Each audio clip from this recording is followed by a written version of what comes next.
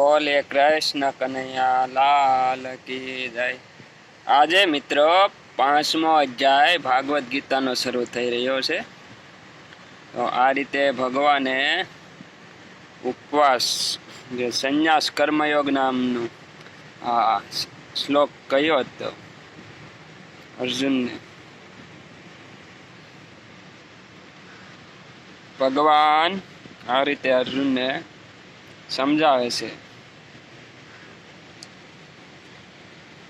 શ્લોક પહેલા સમજાવે એનું રૂપાંતર પણ ભગવાન જે છે તે સમજાવે છે। આ રીતે ભગવાન શ્રી કૃષ્ણ અર્જુનને આ 6ઠા અધ્યાયમાં આ 5મા અધ્યાયમાં આ રીતે બધું સમજાવે છે મિત્રો।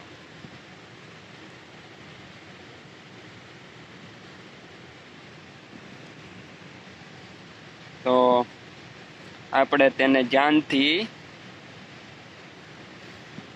ગ્રહણ કરીએ અને જીવનમાં ઉતારીએ મિત્રો। આ રીતે ભગવાન